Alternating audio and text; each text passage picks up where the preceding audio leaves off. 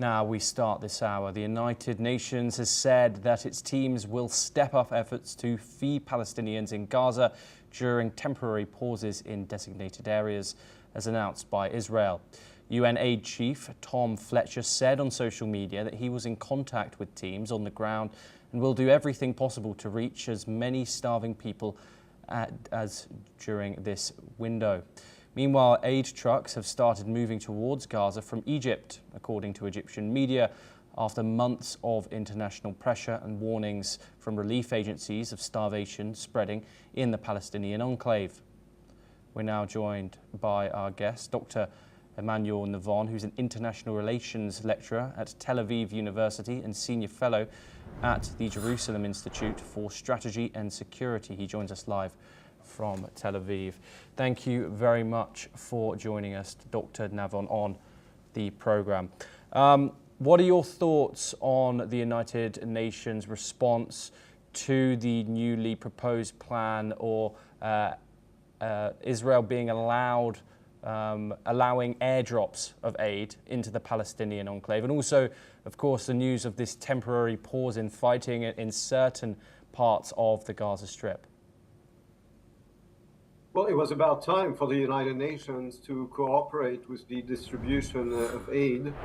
For the past few days, there were hundreds of trucks which Israel brought into the Gaza Strip as part of its humanitarian aid for the civilian population. And unfortunately, the UN and its agencies did not distribute this aid and let the truck sit idle. So if there is a humanitarian issue in the Gaza Strip, the UN has been part of the problem and not part of the solution. Israel, for its part, has provided more aid to the civilian population in Gaza as any military during wartime to an enemy population. So all those accusations of starvation and famine are complete nonsense. Dr. Navon, there has been reports from Egypt, reports from that the UN have said themselves that there are hundreds of trucks waiting outside the Gaza Strip, which Israel isn't letting in.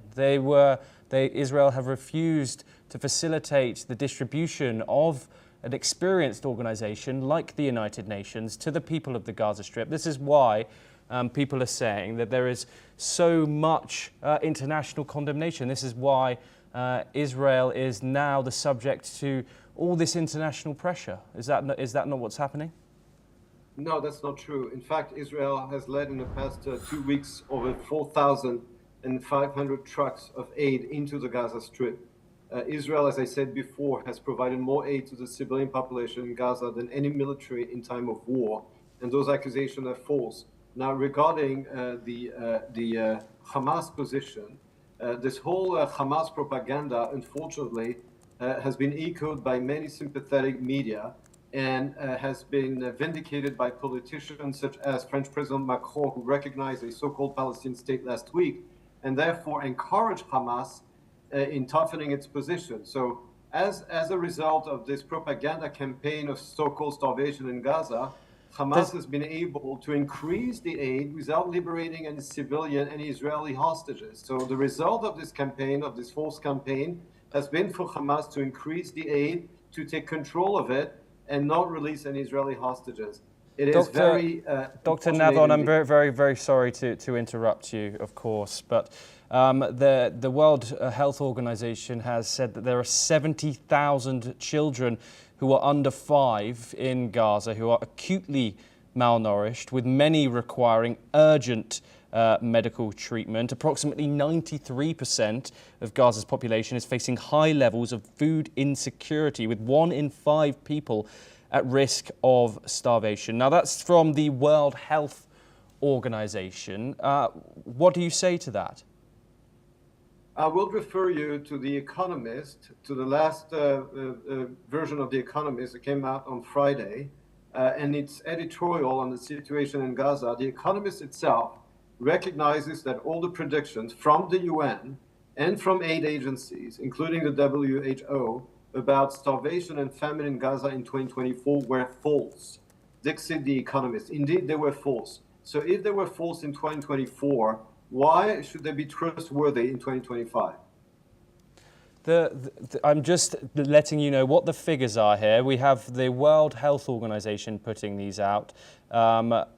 What are your thoughts on the rising international condemnation, mainly from Israel's former allies? As you've said, that France is going to recognize a Palestinian state from September. What will be Israel's response to that when it happens? Obviously, there's pressure from other Western nations to do the same. Just yesterday, you had over a third of British MPs pushing the UK government to also do the same. Well, the truth of the matter is that Macron is completely isolated in Europe and the G7. His decision has not been followed by Britain, by Germany, by Italy. Those three countries said that they would not follow Macron's example. So did Canada. So within the G7, Macron is completely isolated. He is isolated in Europe. And there's a good reason for this.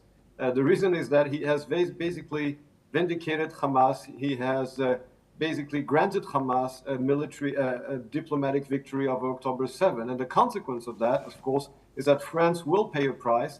Israel is a major power. It's the greatest power in the Middle East. It will downgrade its relation with France in terms of intelligence and the military. There will be consequences to Macron's completely irresponsible decision.